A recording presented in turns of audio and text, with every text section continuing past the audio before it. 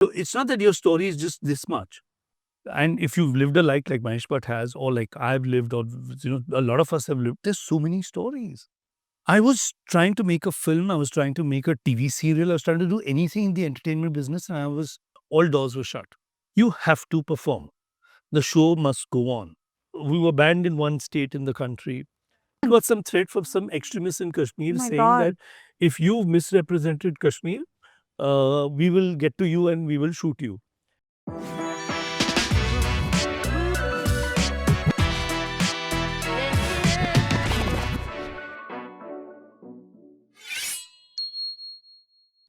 One story, one downfall, one epic comeback. This is not a podcast. This is a crowning ritual. Welcome to Cancelled to Crowned with Sohini. In this episode, I'm sitting across Kunal Kohli, not just the filmmaker, but the man behind the lens. We talk about life, his highs, his lows, his beautiful daughter, and so much more. We dive right into the raw, authentic, and resilient heart of the man behind the stories, Kunal Kohli. Hi, Kunal. Thank you so much for coming on my show. We've had a long friendship of a good 10 to 15 years, and you have been a dear part of my life. So it really means so much that I get to have this conversation with you on camera. Thank you. I had no choice. You called me, I had to come. Yeah. I Thank you. couldn't say no. I appreciate that. Are you saying I bullied you into coming? Yes. Damn! Breaks my heart. But thank you so much. So, the whole intention of this podcast, as we spoke, is to be able to create a safe space to talk, be heard, and to help the audience understand that with every cancellation, there's a crowning attached to it. With in every failure, there is a pathway that leads you towards light, stronger versions, more authentic versions, and the aim is to have people who have been through this journey to inspire the audience and give hope. And you have had quite a graph. Your graph is like that of a heartbeat monitor. Tuck, tuck, tuck, tuck. So, in your case, I would like to begin with you're a storyteller, right? And you say beautiful stories. I mean, I enjoy even talking to you over coffee and hearing your stories because they keep me so engaged and they have so much wisdom and insight attached to them. When did you realize that storytelling was for you? Mm, actually, really long time ago. I think when I was a kid, I think in the first standard, it goes way back then, honestly. Because in the first standard, I think when we were told to write a composition, I told the teacher, I said, why do you have to write it? She was like, what do you mean? I said, can't I draw it? She said, that's an art class. We'll do that later. I said, no, I want to draw the story. So I was like storyboarding before I knew what a storyboard was. 6-year-old. Uh, Wow. and then there was a class play, and I remember it was about the Greek gods or something. And the teacher was obviously directing us. So I told her, I said, I want to do what you're doing. And she's like, you want to be a teacher? I said, no, no, no. What you're telling us to do in the play is what I want to do. So I knew at that time, and I didn't know the word director or direction or anything like that. At that time, I was a 6-year-old kid. I didn't know anything. There was no social media. But I knew I wanted to direct people and tell stories at that time. And every day as life goes on, I observe people and I find stories or I find characters because everyone has a mannerism, has a style, has something which resonates not just with me, which resonates with everybody. Yeah. People are so fascinating. Everybody here is fascinating. Everybody here has a personality type. Everybody watching this is a different personality and they all have stories. So I just see those stories and personalities and characters come out. Wow.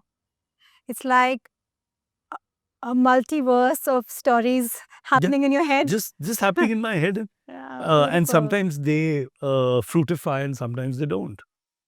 So that it just goes like that. But it's so interesting. So I love telling stories, hearing stories. It's part of who I am. Look, how cute is that? I can see this little Baby Kunal, 6-year-old, directing his own show. Oh, cute. What an image that's making in my head. It's lovely. Tell me a story about yourself that you haven't told anyone. A story about myself that I haven't told anyone. Like what? Whether is it emotional? Is it about success? Is it about failure? What is it? Like what do you want? Because I would so once somebody um not a funny incident, but there was just an incident. Mahesh Bhatt used to make a lot of movies at one time. He was a very prolific filmmaker. I worked with him for a couple of years. And every film that would come, he would say, "This is this part of my life. This is this part of my life." Once somebody just joked and says, "I mean, how can you have so many stories in a lifetime?" And I was like, "Yes, you can. Yeah, of course you Of can. course you can." Yeah. So it's not that your story is just this much. And if you've lived a life like Mahesh Bhatt has, or like I've lived, or a lot of us have lived, there's so many stories. There's so many things that have happened. But I'll tell you one thing that very few people know about me. People know I'm a filmmaker. People know I've made movies and music videos and all. But very few people know that there was one year in my life when nothing was working out, and I went to the US not to study. I went to the US because I felt nothing's happening over here. This was before I became a filmmaker because I kept trying to do something in films and nothing was happening. So I saved up some money, got on a flight, went to the US, and I worked as a waiter in a restaurant. Incredible. And What year was this? this was in 1990, 89, 90. And I worked as a waiter in a restaurant. And I was on the streets of New York. And if I didn't work, I didn't eat because I had no money then. So I had to literally work for my meals. And New York in the winters can be a very difficult place. It's a very difficult place. It's a very hard place. In the 90s, New York was a very tough city. It was a very violent city. It was not safe. 42nd Street and Times Square was not this Disney World thing. It was a violent and drugs and crime. And in the middle of all that, this young boy from India is coming and trying to make a life for himself there. While my friends were working on Wall Street and everything, I was doing this. I was a waiter in a restaurant. Hmm. So I was like, okay, not bad. At least I'm in the what is considered to be the center of the universe. I'm here in New York. Whether I'm a waiter or whatever I am, I'm here in New York on my own. And so I spent a year there. I grew from being the waiter to the cashier to the maitre d' of the restaurant. Congratulations. And thank you. I'm very proud of my achievements. And then I came back and then I didn't go back. And yeah, then I slowly built my life over here. So, when you said that nothing was working out for you and you took such a drastic step of leaving your safe zone and going into New York, Yeah. which back in the day was unsafe, Yeah. what was not working out for you and what is it that you were seeking? I was trying to make a film. I was trying to make a TV serial. I was trying to do anything in the entertainment business, and all doors were shut. I couldn't get anything. I couldn't get a toe in the door. There was nothing happening. And I had before that, all through college, I had worked. So this uncle of mine used to have an editing room in Lamington Road. Video had just come into the country, and I used to work there. And my job used to be in the editing room to jump behind the console and do the cable connections and everything. And then the cameras, and he had the first few video cameras that had come to the country. And I would go as an attendant to the cameras for TV serial shoots. And so I would love doing that. So, but then when I decided that, okay, now I've finished college, now I got to do something. What do I do? So I wanted to be an assistant director, and I didn't want to be just an assistant director because I'd done that. I'd worked as an assistant. I wanted to direct. I wanted to, work in this line. Nothing. So I wrote some scripts. I wrote some ideas, but there was no one to produce it. Nothing. Had no money, and I'd grown up. I couldn't keep asking my parents for money. So I was like, gotta do something. Gotta do something. And all my friends were working in the US or had finished their college and were studying or doing graduation in the US. And I was like, chalo, US chalte hain. It was like the dream in those days. Now, foreign country jao, paisa banao. So I tried that. And I came back. I did that for a year. So it was very difficult. And even today, I see so many people, they come to me and they ask me, what does it take to succeed in this business? I say, the only thing it takes is perseverance. You just have to be at it day after day after day after day. Don't you think it takes perseverance and resilience to succeed in anything? In anything. Anything. Because if you're going to keep giving up, then you can one day try and be a filmmaker, next day try and be a chef, third day try and be, anything else. Nothing wrong with that. Yeah. Okay. You can keep changing your career paths. That's even fine.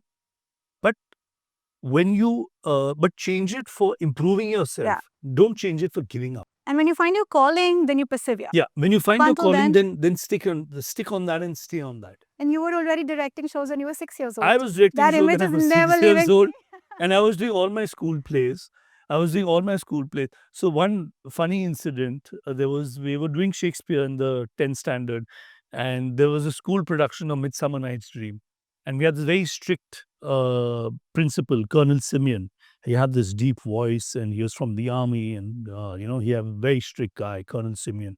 And he was directing the school play. So I went and auditioned for the school play, and I was selected.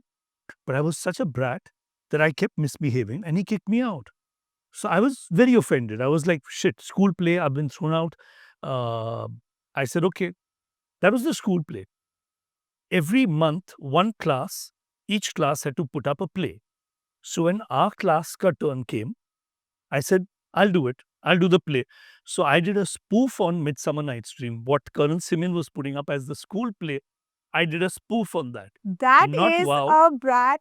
Not wow. He was furious. Of course. And he didn't know what we were doing because the class plays are just put up. And, there's no budgets or anything for the class play. Like the school play has a budget. The class play, you just 7, 8 guys from the class get together and do it. Yeah.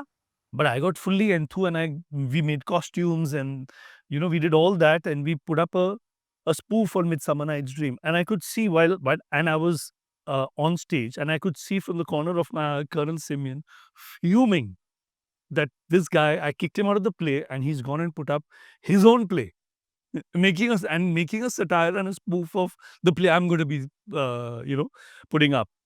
Although mine was a 5-minute play and his was a 1.5 hour production, so you can't compare the two. But that became so popular that, of course, I was called to his office. And those days, you were caned if you misbehaved. So I got a good caning. Would you call that caning your cancellation or your crowning? I'd call it my crowning. Yeah, I would Because too. I think, there's the very, sometimes cliches are lovely. Okay. There's one cliche with that from all the bricks that the world throws at you, build a fortress. All the stones people throw at you, build a fortress. It's so true.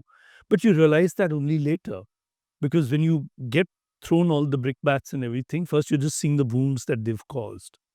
But you don't realize that they're lying there and you can build a lovely fortress to protect yourself. And that's metaphorical. What actually happens is that you learn. So I learned that I messed with a very big guy, and he has the power to get back at me. But I also learned that he can't take away what I got from that little 5-minute play I put up, challenging him. And that's your choice. And that's my choice. So I got that. People loved me for that. People enjoyed the play. For the next 1 month in school, they just kept calling me Demetrius. I got very popular with the girls. The girls who was That's scared your to or bigger shy. crowning, is it? Whoever scared to or shy to talk to would come up and talk to me. So it was fun. But yeah. So every failure actually is a stepping stone to success. And I've genuinely learned very little from successes. I've learned the most from failures. Through my practice, I have found that the biggest growth leaps happen through heartbreak. And your heartbreak led you to New York to make such a difficult choice. Yeah. Would it be fair for me to say that maximum growth happened there, maximum resilience was learned there? Was that the foundation or strong foundation that could carry the weight of your life going forward? Um, yeah, of a very different kind. You know, when we're on a film set, we have 150 people, 200 people, all different walks of life. From the spot dadas to the art guys to the light guys to the sound guys, actors, managers, everyone. Yeah, Okay, the whole spectrum. the whole spectrum is covered of society Yeah. and of religion. You know, you'll have Hindus, Christians, Muslims, Sikhs, everybody will be there on a film set. There's hardly a film set that doesn't have everybody on a film set. And 90% of the mood that is set by me as in the director. Yeah. I walk in a bad mood, everything starts getting messed up. I walk in a good mood, everyone starts getting. You're the core energy, right? I'm the core energy Yeah. on the film set. Yes. So, and there's a lot of money going on every day. Okay, there's a lot of money at stake. Whatever might be happening in my personal life, I can't bring that to set. I can't bring it because everyone is connected to that. Their employment is connected to it. Their jobs are connected to it. I can't sit there crying कि मेरे साथ ये हो रहा है life में, so now I need this space, I need that. No, there's no time. You just got to get down and work. Yeah. You just got to get down there and shoot. Um, there was one incident of like this, I'll tell you. Uh, I don't know whether you also know this or not. There was one time in our lives where we had a child who was born with a lot of complications. Okay. I know about this. And I'm getting this news from the doctors, and I'm in the maternity ward. And I've got this news that my child is born with a lot of complications and everything. I might not survive. And I step out of there. And in front of me, people are walking with balloons and pastries and cakes and saying, "Isn't the maternity ward the most happiest place in the hospital?" And I'm like, "Come, I'll show you the most happiest places in the world." Then from there, that is going on. I have to shoot. Okay. I used to do music videos in those days. And I was doing these very popular music videos of the Rajshrees had come out with the private album Chui Bui Si Tum Lagti Ho. I remember that. Yeah, with Preeti Jangyani and this little cute thing of koala bear. I was shooting that just after that. So I had to go on set fully with a full positive frame of mind to shoot this nice happy family with children and all that. And in my life, there's this turmoil going on. But you have to do it. That's your job. And there's so much grief attached to what you were going There's so through. much grief what I was going attached with what I have to go through, but you have to do this because that's your job. So now, is that cancelled? Is that crown? Is that what? I don't know. That's just life. How did you carry that grief with you? You know, You can't disconnect from it. you can't. You No. can't. But you have to do it because at that point in time, you're thinking, okay, I'm going to need a lot of money for medical bills. So put all your emotions aside and get down to work because you're going to have a lot of medical bills to pay for. So when it comes down to that, that's what it is. You know, there's like everyone says about Mumbai, I'm born and brought up in this city. I've seen it through floods, bomb blasts, everything. And everyone talks about, Mumbai ka spirit, the spirit of the Mumbai ka bomb blast हुआ, next day लोग local train में, अरे तो कहाँ जाएंगे? जाना ही पड़ेगा local train में ना. Absolutely. That's the only way they can live. That's the only way they're surviving. That is life. There's no resilience. There's no spirit of Mumbai ka. It is life. Survival. It is survival. हमको जाना ही है, नहीं तो कैसे जाएंगे? काम पे कैसे जाएंगे? You can call it spirit of Mumbaikar, but Mumbaikar can't sit at home. They have to do their work. Yeah. Look, these things, what I call them first world luxuries or first world problems. When life hits you, get up, take it on the chin, do your job, work. All this thing of anxiety, they're all first world problems. Yeah, as Indians, we've been taught to work. काम करो.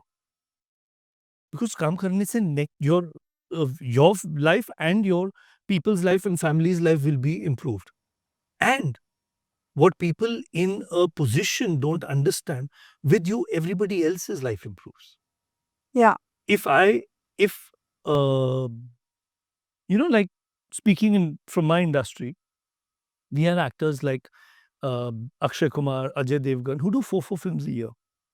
It's so good because look at the employment they're generating. Yeah. Now, if they were to decide to do one film a year, how much employment would be reduced? So it is a responsibility when you're in a position of power. You continue working and generating, income for people. And then you think they don't have turmoil in their personal lives or they don't have turmoil in their professional lives. There will be something.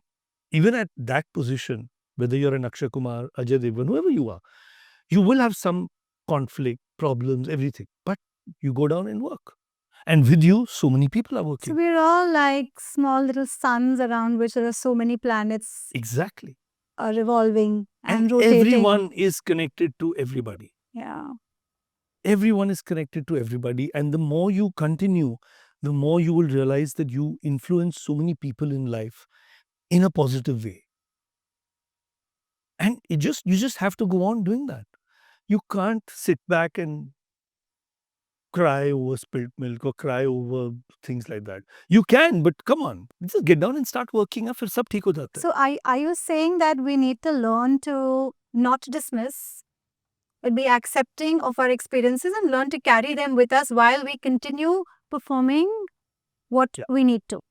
You have to perform. The show must go on.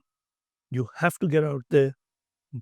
Like once, when people, and you can use this for anything, like when people talk about working out or something, it's like, even if you're tired, even if you're this thing, just go to the gym, put in the hours.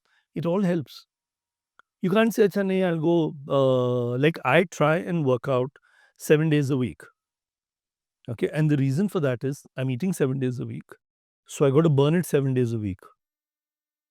If I go for a walk, I go for a walk every day. But I can't go 7 days a week. So sometimes instead of 30 days in the month, it'll be uh, 28 or 29 or 27. Because you're eating every day, so you got to work out every day. You got to burn it every day. And I don't stop working on a Sunday. I love working on a Sunday. Yeah.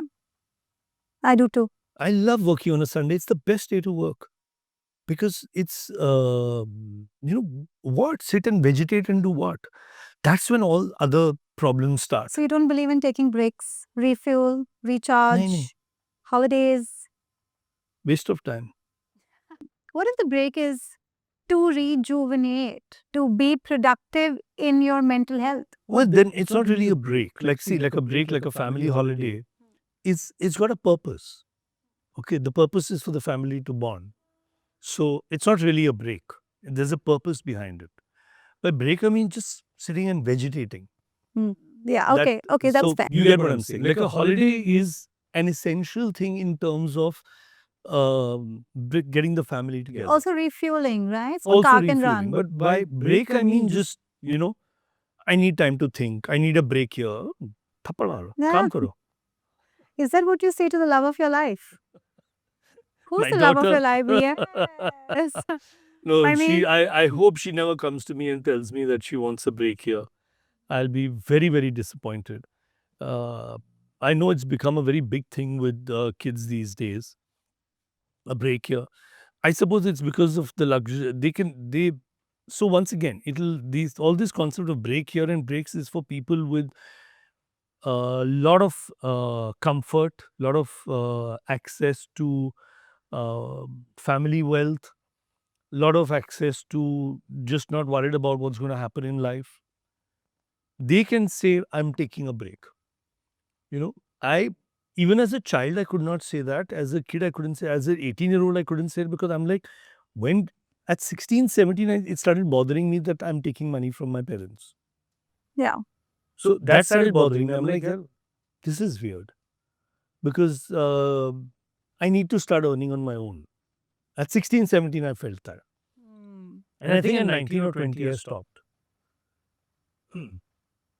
Wow. And not that I haven't after that. Sometimes you have a down in life, you borrow some, this, Of that, you course, have all that. That's fine. that's the But part. at least you stopped and you made yourself You made your life. I hear you. I also started very young. I think I must have been 16 or 17 when I started.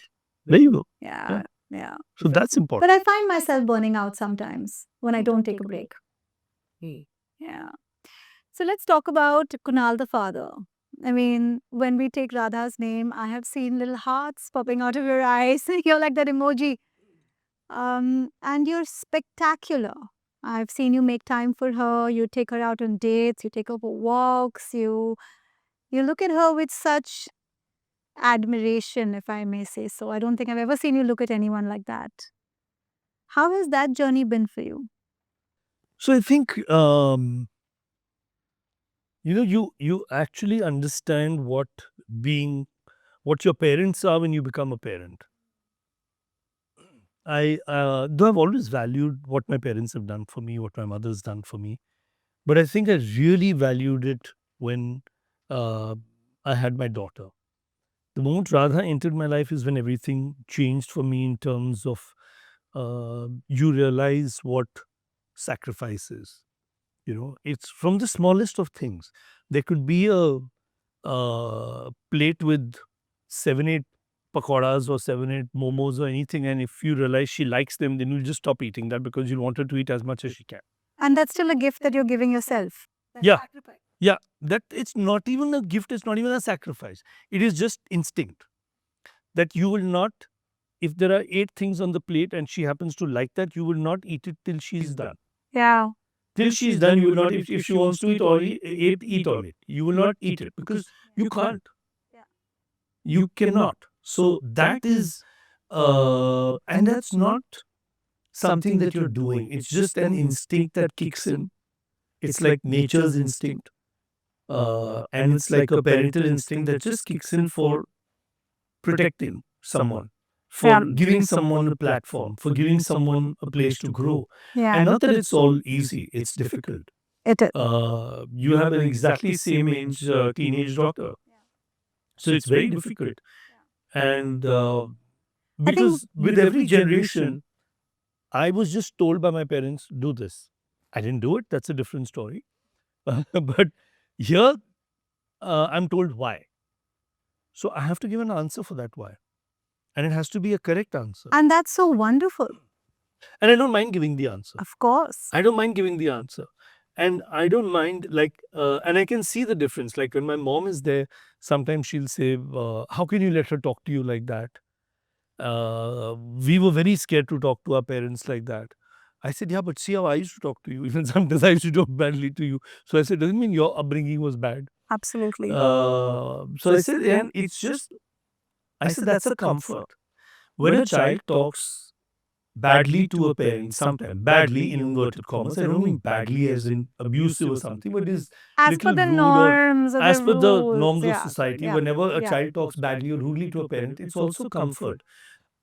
If you don't talk, if you can't be yourself, if you're irritated and you're frustrated and you're growing up and you've got hormones flying and you've got all these pressures of school and studies and all that, and you can't give it out to your parents, who will you give it out? Yeah. So you're providing her a safe space to be her most So, purest, unfiltered version. and I would rather, like, I've very rarely corrected her for being, indifferent with me than with anyone else. Like with the staff at home, if she says something, then I stop. I say, no, no, you can't. You can't talk to them badly. You can't talk to anyone else because you can talk to me badly. You're irritated, frustrated about something in the world, come and take it out on me. Don't take it out on anybody else. You have no right to do that to another person. She's a But you polite have- girl. Yeah. But you have a right to do it to me. Yeah. But you have a right to do it to me as a parent. So I think that, so I love that. So I think whatever I feel, whatever I do is just natural. You know, Kunal, this is so beautiful because you're teaching her, which I like to call the most primal instinct, which we lose because of conditioning. You're teaching her to be connected to the most important aspect of herself, and that's her own heart, her own voice, her own mind, her own thoughts, her own beliefs. You know, we are taught to live by this formula of beliefs that all of us are given. I call it the generational heirloom of trauma or beliefs. And it's so wonderful to be able to learn to identify your own voice, develop your own beliefs, and then eventually this teaches us to also unlearn them or process them because they're our own. Yeah. And like sometimes I tell her, so sometimes I'll be wrong. Okay. I'll make a mistake or I'll fire her for something which I should not have fired her for, or I had to be more understanding. So I tell her, I said, listen, it's also my first time as a parent. Okay. So I can also make mistakes. I don't come with all the answers. You're most definitely making mistakes. Yeah. So I said I can also make mistakes. It's my first time being a father. I can't be right all the time. Correct. So you got to give me that. Correct. So I like to keep that channel open and free flowing, because it's not that मैं तुम्हारा बाप हूँ जो मैं बोलूंगा तुम्हें करना है. नहीं चलता है ये नहीं सब. नहीं आजकल नहीं चलता है ये. कभी भी नहीं चला है. Because then they run away from home. Yeah. You adopted Radha. Yeah. And you've been very wise in keeping her connected to her roots by making sure she knew the truth even as a little baby. Yeah. Yeah. What was your thought process when you decided to, I'd like to call it risk, take that risk of telling her that her roots belong elsewhere? So, whether you have a child by natural birth, IVF, or surrogacy, Or a surrogacy like mine. or surrogacy, or adoption, Yeah. you've not chosen that child. That child has chosen you. In any of form of having a child, you have been chosen by that child, and it is the same. There is no difference. Okay, there was a time, I can't name the person because that's a friend of mine. A friend of mine at the similar time of 2 years before me had adopted a child, and he was very worried about genetics. Okay, he said, लेकिन genetics भी कोई चीज होती है कि if I am a poet or a writer, genetically my child won't be that. So I said, nahi, it's not about genetics, it was atmosphere. Yeah. It is atmosphere. In genetics, you're not taught to be an actor. In genetics, you're not taught filmmaking. In genetics, you're not taught how to run an industry. Okay? You see that around you, that environment makes you that. So, जो माहौल है घर का, जो environment है, that is going to make you in that zone. So it doesn't matter, like people say, oh, an industrialist's child becomes an industrialist. It's not the genetics, it's the environment. So coming back to that, whether you have a child through adoption, surrogacy, IVF, natural, any which way, it's the environment. Yeah. And sure enough, I gave this advice to a friend of mine, when his child was about 6-7 years old. He tells me one day that, oh, my child has composed a tune. So I said, you remember we spoke about genetics one day, and I said it's environment. I said, now is the genetics. I said, if at 7, if your child is composing a tune and the child is adopted, it's environment, because your house has music and artists coming over, and you have that environment of music and musicians. So there's your answer. I said, yes, you're right. So first of all, the child chooses you. Yeah. You don't choose the child. And then it's the environment, and it's just the same. Also, if the child doesn't learn to be a version of you and finds themselves, the environment fine. supports that. Yeah, and that's So the fine. environment plays a vital Whatever, role. and why should it be this?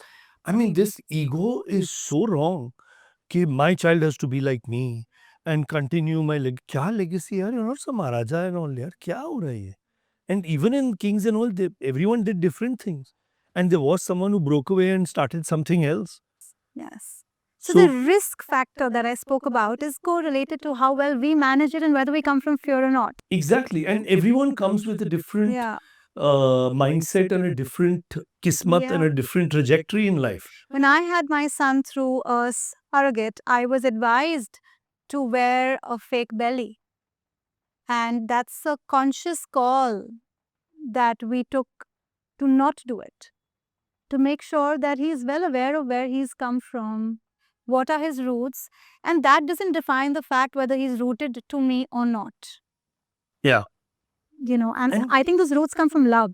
And also, it is it's a day-to-day existence. Every day, you're not going to think that I was born from here in this hospital, in this. It's not. You carry on with your life and you work and you interact with people. There are some parents who give no time to their children. However they are born, whether they are born naturally or whatever, they give no time to their children. I've seen that also. I've seen a lot of parents giving no time to their children. Yeah. So what's the point then? Yeah. My child बोल के time ही नहीं दिया तुमने. Big deal then. Talking about childhood, I used to stammer. I got so badly bullied because of stammering. I felt like my body and my mind were rebelling. You know, my mind wanted to say something, express feelings, emotions, thoughts, needs, desires, and the body just rebelled. No, I will just get you stuck so badly on the alphabet that you will not be allowed to speak. I suffered because of that as a child. But that drove me to one, not let the stammer take over. I still do sometimes. Two, to own it if it does. And three, to learn to go after what I need. This was my learning. You have a similar childhood. Mm. You also stammered. Yeah. Severely. Yeah. So I would, the craziest thing was, I would stammer on K, like Shahrukh of Dar. Okay. And my name starts with K. Oh, that So must have been how so does a hard. child who's stammering stand up in class? So teacher says, what's your name? And I can't say it because I used to get stuck at K. Oh my God. So how to stand up and say Kunal Kohli? And, but it was just, I think then I had to work around it. So if the teacher would ask me, what's your name? So I'd stand up and say, it's Kunal Kohli. Because with I would not stammer. With K, I would. So I would go, it's Kunal Kohli. You also create a rhythm. So I created a, Yeah. I created a flow. Yeah. And then I realized I would never, and like I said, I was doing plays since the first hand that I would never stammer on stage. So I would sometimes ask myself, okay, what is this? You know, there was no therapy I was going to, there was nothing. I don't think we had the money also to go for therapy or something. And no one made fun of me, okay, because I would disguise it, I would hide it. Uh, and I think and I had like a little boy gang. So if someone made fun of me, my boy gang would go and bash up those Oh, people. So no one could how make fun of wonderful. me. So I was not made fun of. So it wasn't that, but it was all internal. It was internal. Like sometimes I would be very quiet because I would feel this is the time when I'm stammering a lot, so I'd be very quiet. I still stammer sometimes. If I'm giving a narration to someone of a subject, suddenly I start stammering. And sometimes I've seen people just look at me and say, okay, this guy's stammering. Like I can see the expression and I can read their thought bubble. Okay, he's stammering. He comes on TV, बड़बड़ाते रहता है, ये करते रहता है, वो करते रहता है, and he's stammering. So maybe he's nervous or something. So I've seen that with people. You know, And they does get that very unfaze you? surprised. No, it doesn't. Now it doesn't.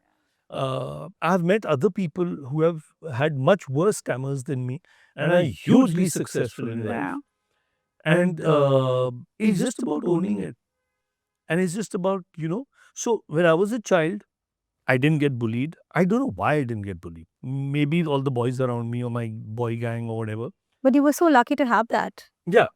But they were all my friends. And none of my friends made fun of me. None of my cousins made fun of me. Wow. From my mother's side, I was the eldest. So if they made fun of me, I'd probably slap them. From my father's side, I was the youngest. I don't think they cared about me. So they didn't have time to make fun of me. So, and in my friend circle, I don't know, it was just, I was probably lucky that no one made fun of me.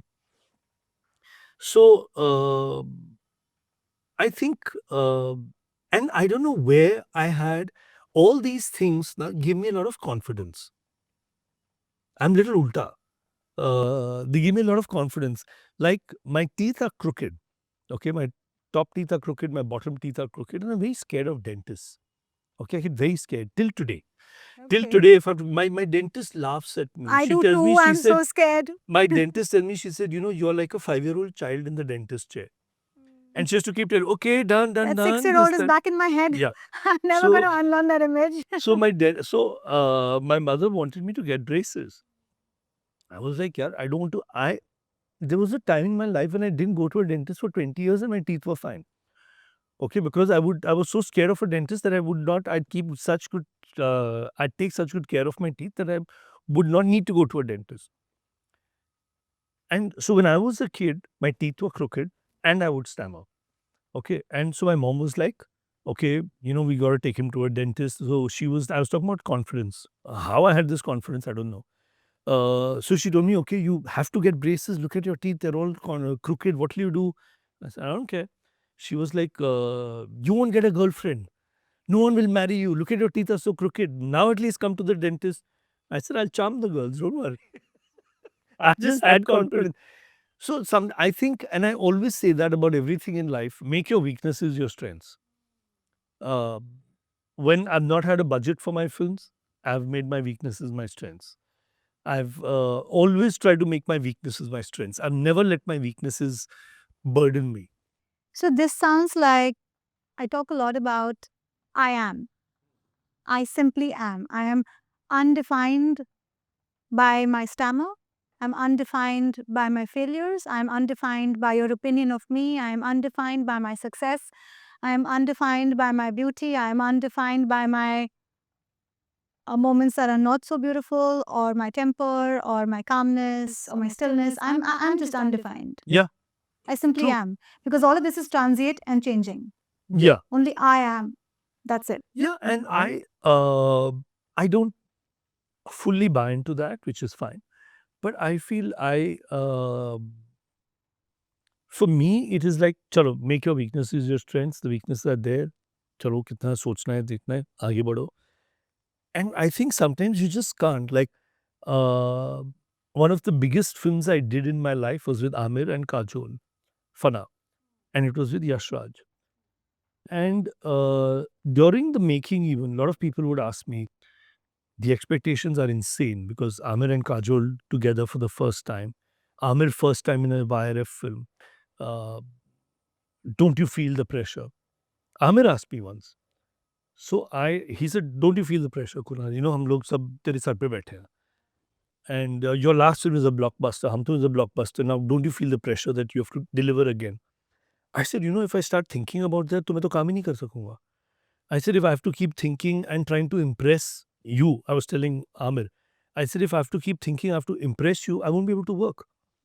So I'm not thinking about it. I'm just doing my work. Making my film one shot at a time. Fully present. Fully present. It's Yeah. one shot at a time. It's Yes. one shot. Every filmmaking is one shot at a time. It might look like this big canvas and this big thing, but it's one shot at a time. Like, एक एक बूंद से समुंदर बनता है. With each drop, everything happens.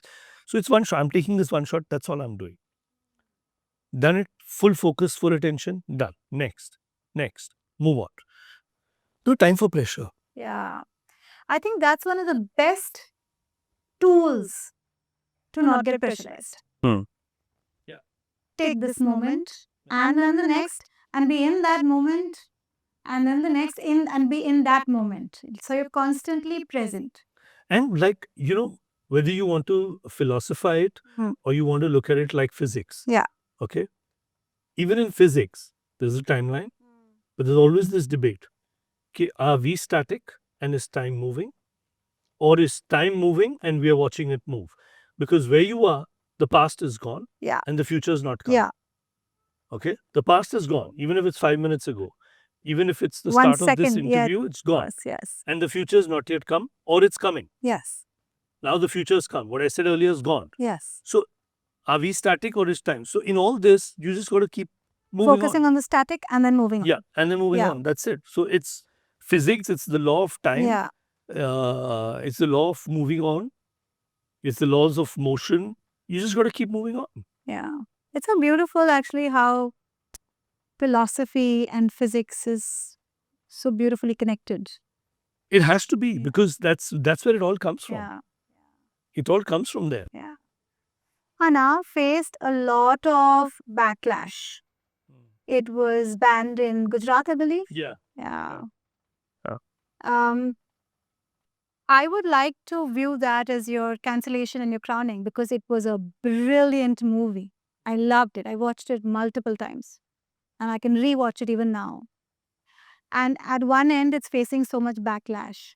So was that your cancellation, crowning? Well, actually, uh, at that time it was a huge thing because we were banned in one state in the country. Uh, then there was, at the same time, there was an opposition with the multiplexes because multiplexes were just starting out, and Yeah. YRF as a producer was demanding certain things. So we didn't know whether it was going to release in multiplex or not. So multiplexes were against the release of the film. One state was not releasing. So it was all a amalgamation of that. And today, when I look back at that, and almost every day I was giving press conferences because Jasji didn't want to talk on that, Aamir didn't want to talk on that, Adi didn't speak, so I'd become the spokesperson. So and it was my film.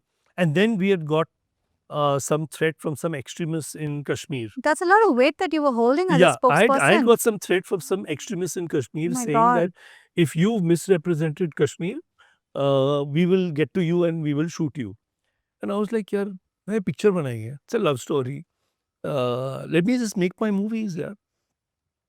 So it was a tough, and I didn't know whether the film is going to run or not.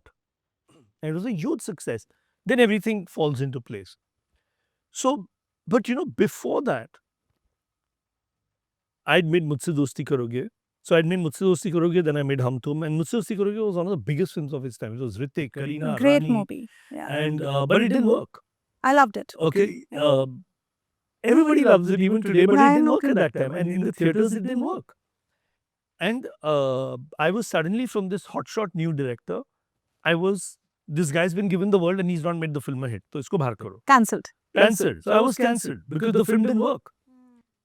And then I was making Hum Tum against all odds. So that was a cancelled to crown because I was making Hum Tum with less than half the budget of Mujhse Dosti Karoge with someone who had not yet given a hit. Saif, I had not given a hit.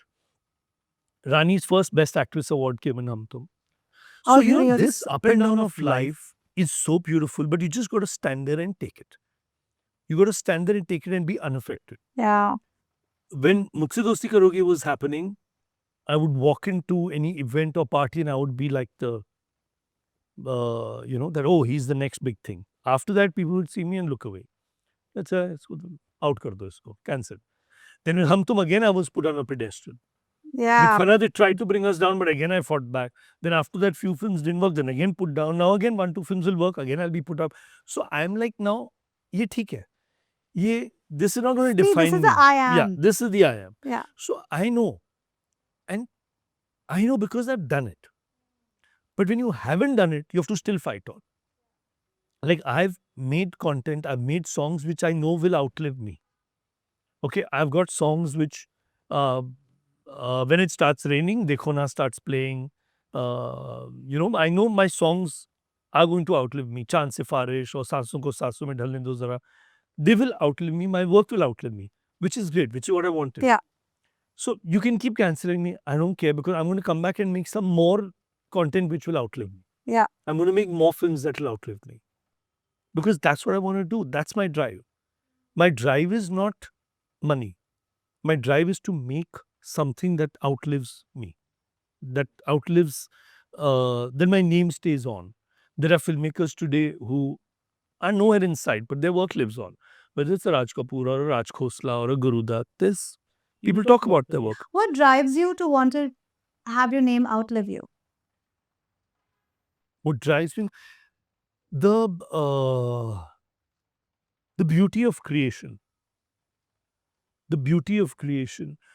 I was in Amritsar when Fanaa had released, and I saw my film in the theater, and a single screen, not a multiplex or fancy multiplex, a single screen where with hand they would write daily 4 shows, 3, 6, 9. Oh yeah, You know? Gaiety Galaxy Yeah, days. like Gaiety Galaxy. Yeah. So they would write to 12, 3, 6. When you see your work over there, there's a sense of relief. There's a sense of achievement. There's a sense of accomplishment. Nothing bigger than that. Nothing bigger than that. There is, and it happens somewhere in the strangest places. I was once in New York years later, forget New York, it's too uh, upmarket a place or whatever. I was in Delhi, we were shooting for something, and my crew was there. 5:30 in the morning, I reached earlier, we were having chai, and one guy is marring jhadu over there. So he looks at us and he says, "पता है इधर shooting हो रही है आज?" We said, "अच्छा, किसकी shooting हो रही है?" "कुणाल कोहली shooting कर रहे हैं इधर." अच्छा। I said, "अच्छा." I'm talking to him. हाँ। I said, "आप जानते हो कुणाल कोहली को?" "हाँ, सारी फिल्में देखी हैं उनकी." I said, "Okay." Oh my God. And then I told him, I said, "मैं कुणाल कोहली हूँ." So he looks at me, "हो भी सकते हो?"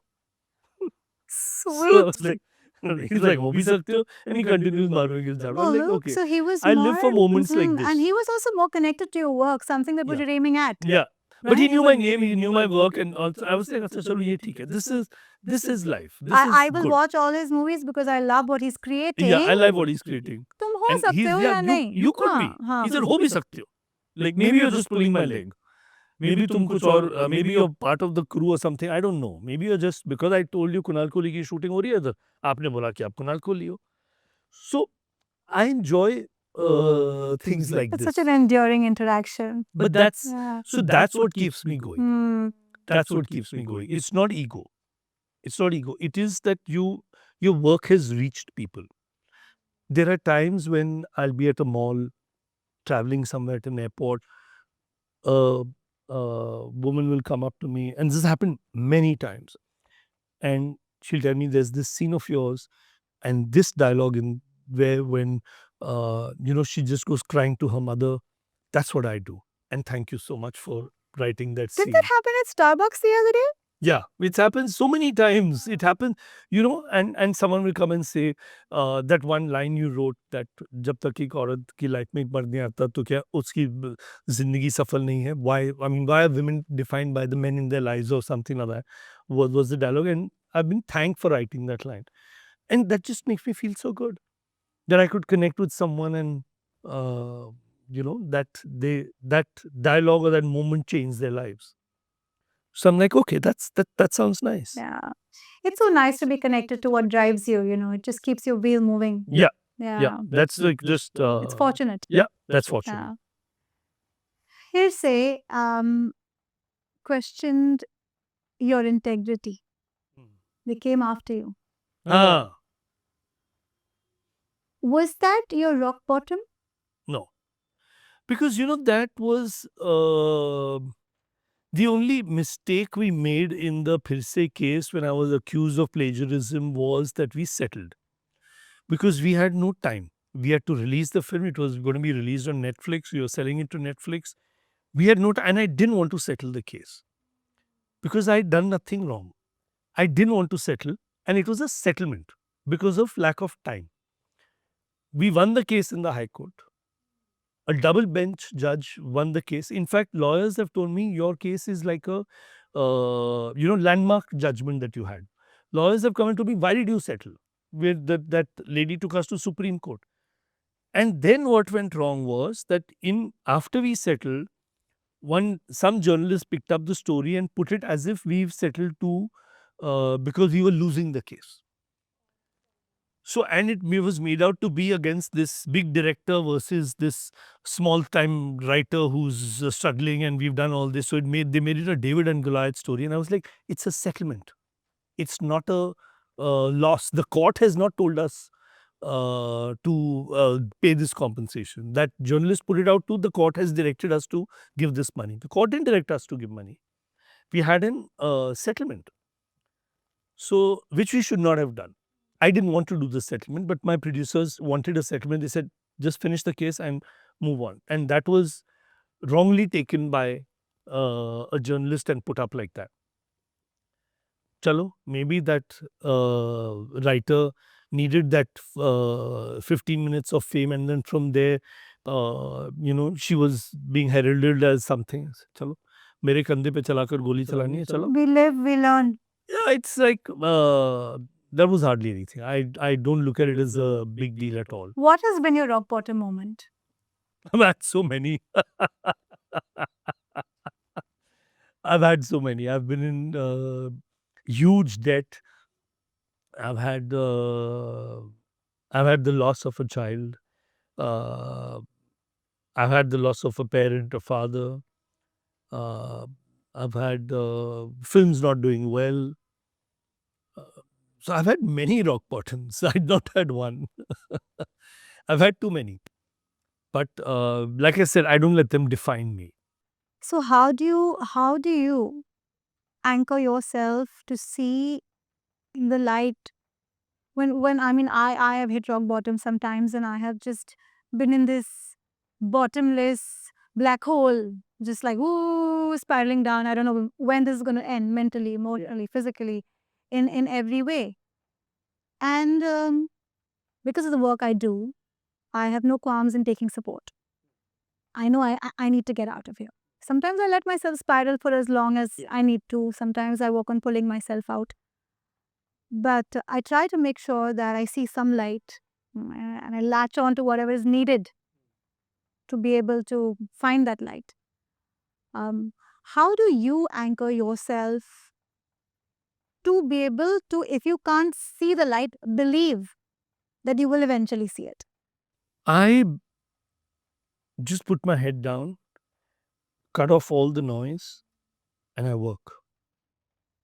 I work, even if I have no work, I work. I'll write a script. I'll write a second script. I'll write a third script. Wow. There have been times when I've had no work, but I've just sat down and written script after script after script. Because I'm like, that's my investment. It'll come into use somewhere, sometime. So I just put my head down, cut off all the noise, and say, like I said, I have to show up for work. The Mumbaikar spirit, it's not a spirit, it's just काम करना It's है भाई. survival. I call It's it survival. survival. I mean, So it is just survival, and I don't let that affect me. I'm very clear about that. I don't want to challenge life, please, whoever is wherever. I'm Um, grateful. I'm grateful. And I've hit really low. I've hit really low, had really bad things. I've had financial problems, work problems, emotional problems, mental problems, everything. But I will open my laptop and I'll start writing. Yeah.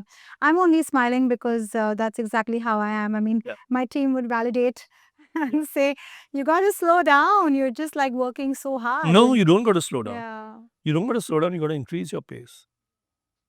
Because that's what just drives you. And that's what cuts out the noise. If I stop and sit down and say, oh, now this is a problem. Ye bhi problem hai, ye bhi problem hai, ye bhi problem hai, I'll be finished. The stress will only kill me. Forget anything else. Yeah, that's true. Forget what the world is saying. I won't be able to live through it. Yeah.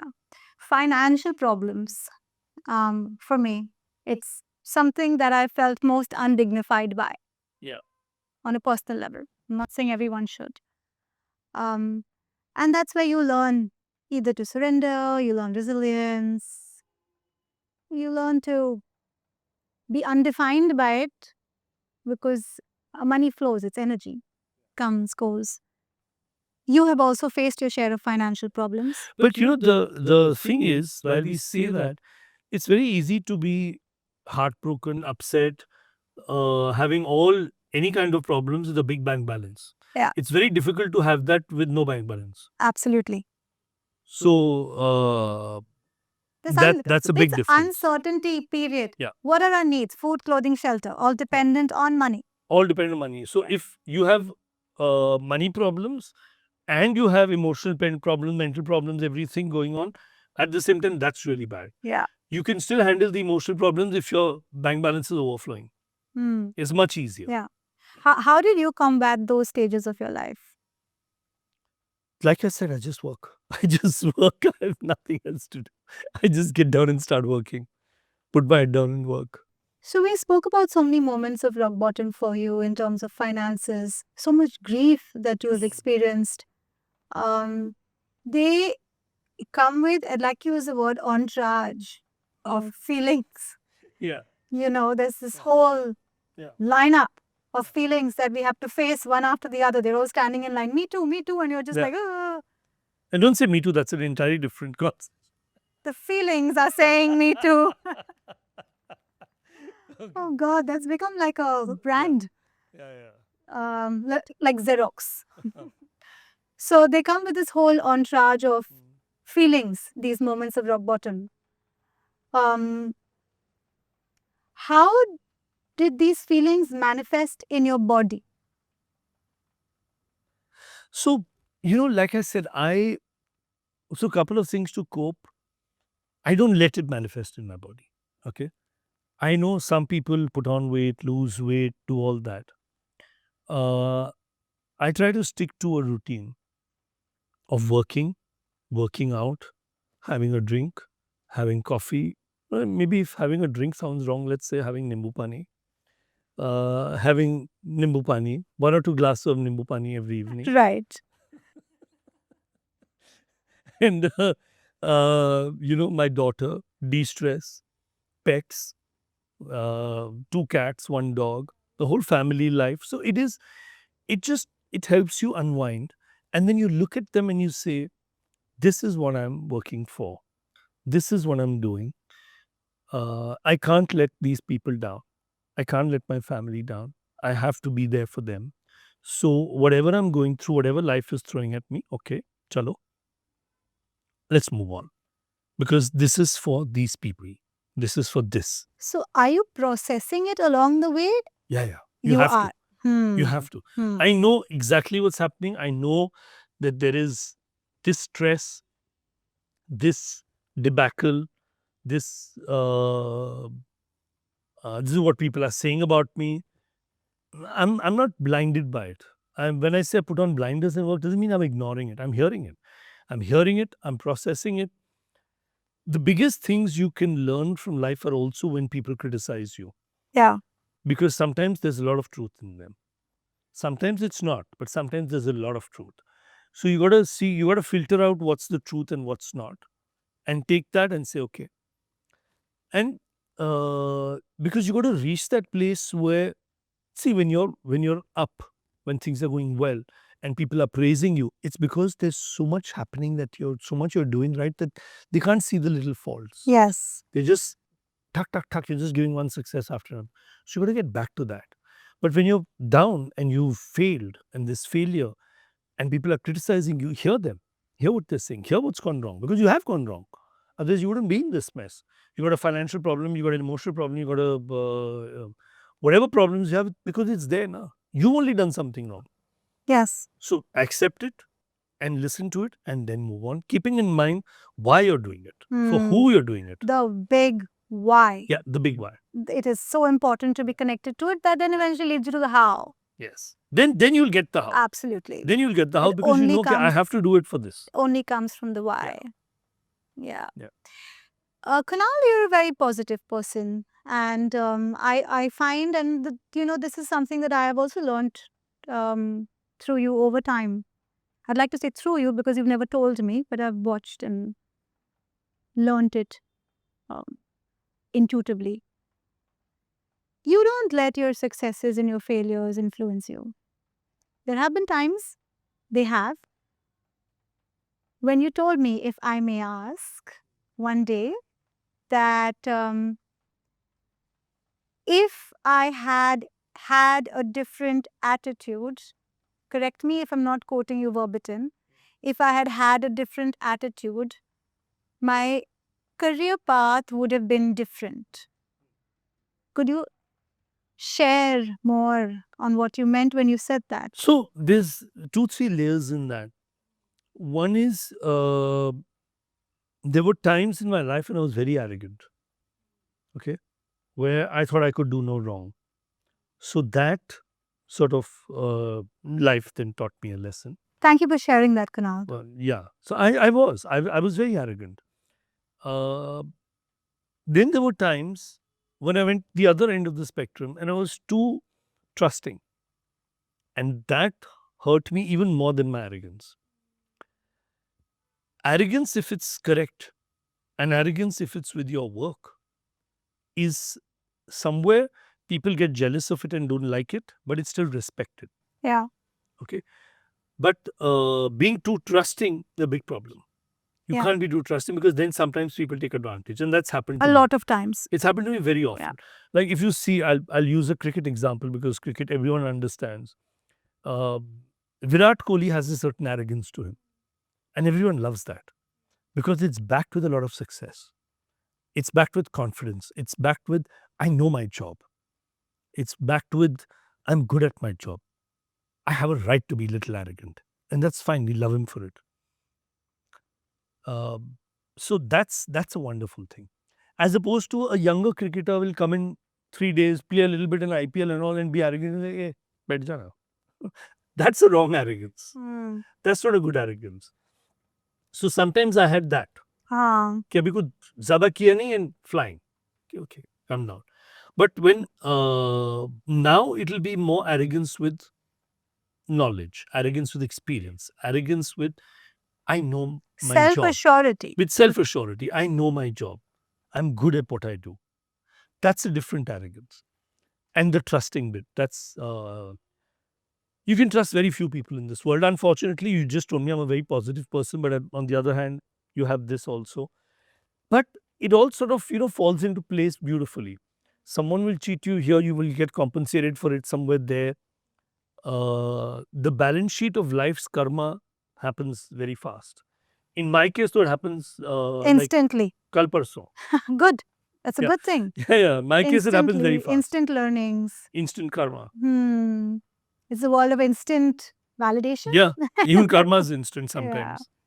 So going back to you being a positive person,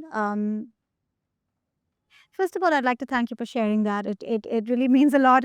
I know I'm saying it again, but it takes a lot to come up and say that I have been arrogant, and I really appreciate your honesty. Going back to being a positive person, when was the first time that you took a breath of joy that was not related to anything?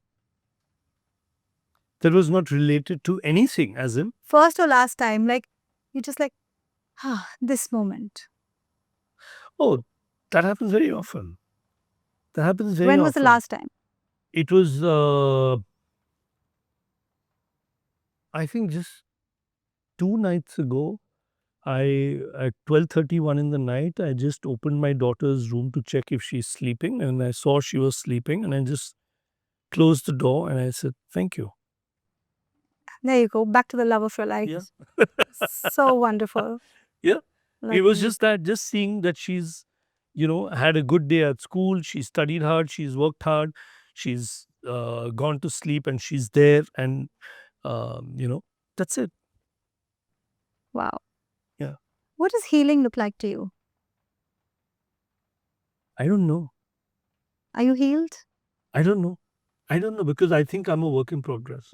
Yeah. So I don't know what healing looks like because healing is a process and it should not look like anything.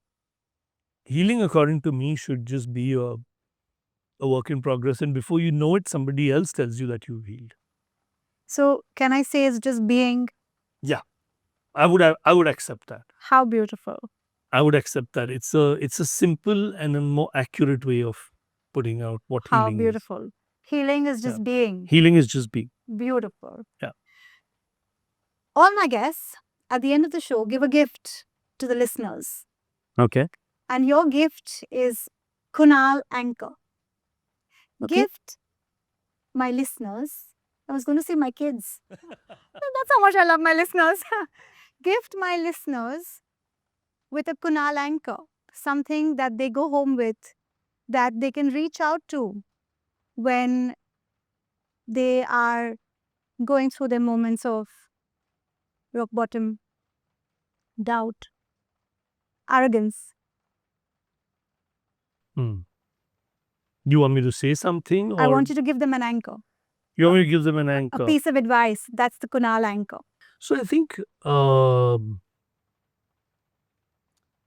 Kunal anchor would just be to,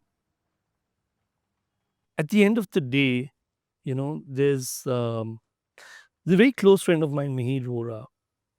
He lives in Laguna Beach. He's made millions of dollars doing what he does, investment banker, everything. But that doesn't define him.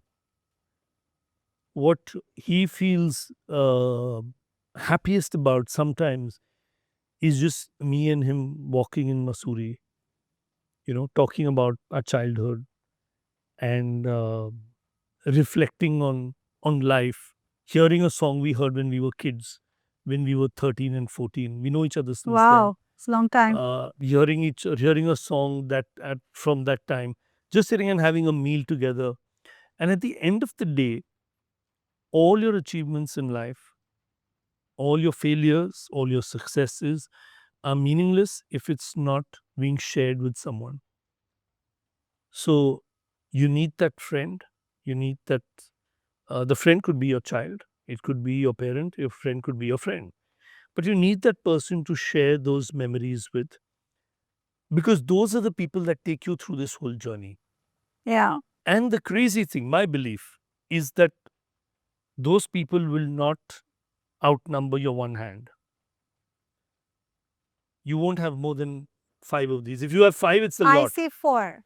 Yeah, I think it won't. I You call won't it be able to char, count. mera char kandha. Yeah, you won't be able to outnumber this.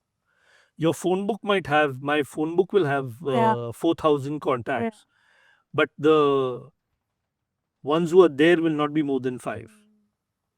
So these are the people you got to, keep close to in your life, and those are the people. And it happens organically. They'll just be there. You don't need to do anything. They'll just be there. So are you saying that what's life if not shared, and hold on to people who love you and support you? Because that's what it's Unconditionally. going to be. That's what it's going to be. Because you can go like this. Yeah. You can go like this. You can last forever, but uh, those moments, everything, all that is just with a few people. How So, beautiful. yeah. We have this process. It's a self-love card where I believe that self-love is an intentional act, And this is a self-love card that I'd like to present to you to encourage you to do an act of self-love and then pass it on to the next person and encourage them to do an act of self-love. Oh, nice. Okay, that's Yes. wonderful. I want to save this. Please do. And this is our crowning glory for you Thank you. I thought it's just part of the set and a prop, but I didn't realize it was for for me. That being looks so authentic. absolutely wonderful. Thank you so much for this. Thank you. And I didn't even have a rapid fire to win this. You shared a part of I your shared a soul lot. with us. Yeah. So I That's deserve everything. this. Yeah. Yes. Thank you. But this is truly wonderful. I'm going to go home today and send a WhatsApp immediately To those 4. to my 4 who have been conveniently ignoring through this podcast prep and because of my work. Thank you so much, Kunal, for those pearls of wisdom, your vulnerability, your honesty. Thank you so much for sharing this space with me. Thank you for having me here. It was lovely talking to you as always. And I feel Are we you could have glad I bullied continued you? talking for 2 hours. I'm glad you bullied me, and I think we could have continued talking for 2 more hours. Yes. Yes. Season 2. Season 2. Thank you. Thank you.